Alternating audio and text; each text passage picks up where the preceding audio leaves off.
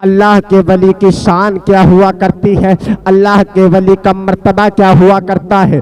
آج یہ میں آپ کو بتاتا چلتا ہوں۔ غوث اعظم کا زمانہ ہے۔ غوث اعظم کے زمانے میں ایک شخص رہتا تھا جس نے اپنی زندگی میں 99 قتل کر دیے تھے۔ 99 قتل وہ کر چکا تھا۔ اب ایک دن اس کے دل میں ایک تمنا ہوگی، اس کے دل میں یہ آرزو آئی کہ یار میں اللہ کی بارگاہ میں توبہ کر لوں، اللہ بڑا رحیم ہے، اللہ بڑا کریم ہے، مجھ کو معاف کر دے گا۔ جیسے ہی اس کے دل میں یہ بات وہ سوچنے لگا، دل ہی دل میں سوچنے لگتا ہے یار پروردگار عالم بڑا رحیم ہے، یار پروردگار عالم بڑا کریم ہے، مجھ کو اللہ معاف کر دے گا۔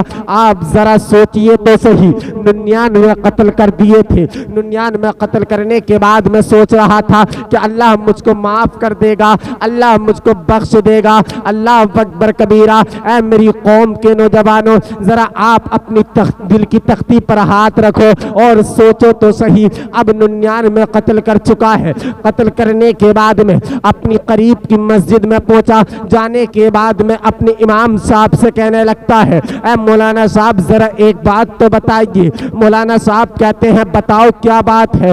وہ شخص کہنے لگتا ہے اے مولانا صاحب میں نے اپنی زندگی میں، اپنی لائف میں 99 قتل کر چکا ہوں۔ میں نے اپنی زندگی میں 99 لوگوں کو مار ڈالا ہے، میں نے اپنی زندگی میں 99 لوگوں کو قتل کر دیا ہے۔ اللہ اکبر کبیرہ۔ اب وہ شخص کہنے لگتا ہے اے مولانا صاحب ذرا بتاؤ تو صحیح، اگر میں رب کی بارگاہ میں توبہ کروں تو رب مجھ کو معاف کرے گا نہیں کرے گا نہیں کرے گا؟ جب اتنا سنا امام صاحب سے وہ شخص کہنے لگتا ہے اے مولانا صاحب میں بہت بڑا گنہگار ہوں، اے مولانا صاحب میں بہت بڑا سیاکار ہوں، میں نے قتل کیے ہیں پورے 99۔ اب بتائیے تو صحیح میری توبہ کو قبول کیا جائے گا کہ نہیں کیا جائے گا؟ میں توبہ کرنا چاہتا ہوں، میری معافی ہوگی کہ نہیں ہوگی؟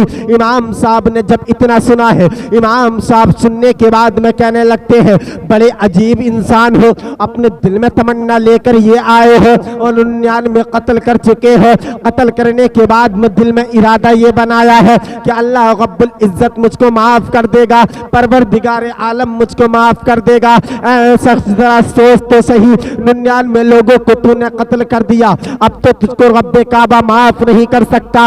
اللہ اکبر کبیرہ۔ جیسے ہی اس شخص نے اتنا سنا ہے، امام صاحب نے کہا ہے اللہ تجھ کو معاف نہیں کرے گا، تو اس شخص کو غصہ آ گیا، اس نے تلوار نکالی، سوچا کہ 99 قتل تو کر چکا ہوں، 16 قتل امام صاحب کا کر دیتا ہوں۔ انہوں نے تلوار نکالی اور 16 قتل امام صاحب کا کر دیا۔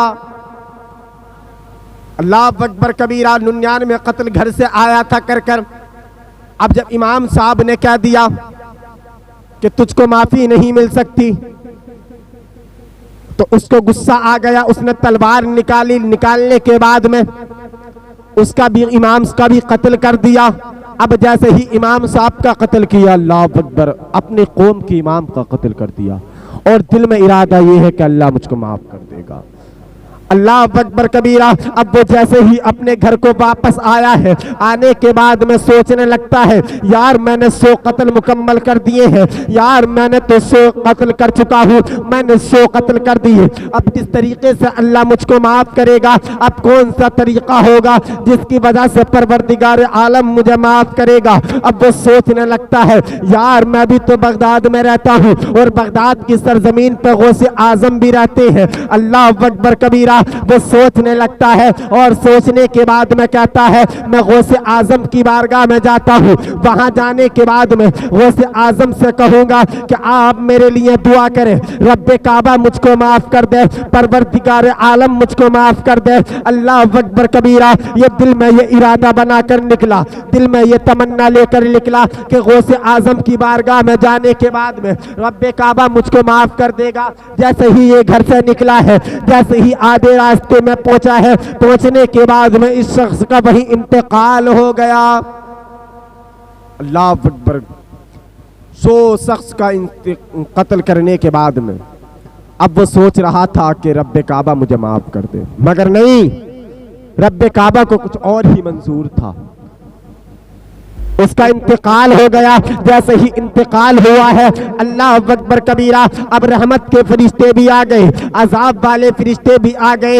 رحمت کے فرشتے کہہ رہے ہیں مجھے اپنے ساتھ لے کر جانا ہے, عذاب کے فرشتے کہہ رہے ہیں اس نے 100 قتل کیے ہیں, ان کو ہم اپنے ساتھ لے کر جائیں گے. جب اتنا کہنے کے بعد میں اللہ اکبر یہاں جھگڑا شروع ہو گیا. رحمت کے فرشتے کہہ رہے ہیں ہم اپنے ساتھ لے کر جائیں گے, عذاب کے فرشتے کہہ رہے ہیں ہم اپنے ساتھ لے کر جائیں گے کیونکہ اس نے 100 لوگوں کا قتل کیا ہے, یہ قاتل ہے. جب اتنا کہا ہے آپس میں فرشتے بحث کر رہے تھے. رب کعبہ آواز دیتا ہے اے فرشتوں لڑنے کی ضرورت نہیں ہے, اے فرشتوں جھگڑنے کی ضرورت نہیں ہے, فیصلہ میں کیے دیتا ہوں, فیصلہ میں کیے دیتا ہوں کہ یہ جنت میں جائے گا یا دوزخ میں جائے گا. کیونکہ رحمت کے فرشتے کہہ رہے تھے ہم اس کو جنت میں لے کر جائیں گے, مگر عذاب کے فرشتے کہہ رہے تھے اس نے 100 قتل کیے ہیں ہم اس کو جہنم میں لے کر جائیں گے. جب اتنا سنا ہے رب کعبہ کہتا ہے فیصلہ میں کر دیتا ہوں, فیصلہ میں کیا دیتا ہوں. اللہ اکبر, اللہ رب العزت نے کہا یہ جہاں سے اس کا انتقال ہوا ہے یہ غوث اعظم کی بارگاہ میں جا رہا تھا, یہ غوث اعظم کے دربار میں جا رہا تھا. اب اس کے گھر سے اس کا ناپا لو کہ اگر زمین اس کے گھر کی طرف کو زیادہ ہے تو یہ زمین اگر گھر کی طرف کو زیادہ ہے تو یہ جنت کا حقدار ہے, اگر غوث پاک کی بارگاہ میں جانے سے زیادہ ہے تو یہ جنت کا حقدار دوزخ کا حقدار ہے.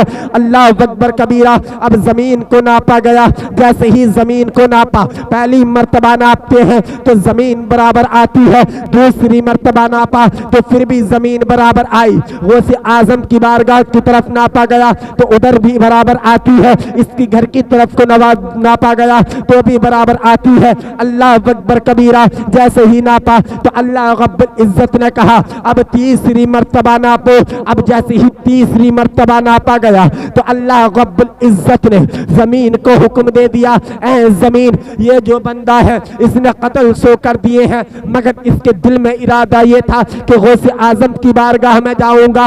غوث اعظم کی بارگاہ میں جانے کے بعد میں غوث اعظم کے دربار میں جانے کے بعد میں معافی مانگوں گا.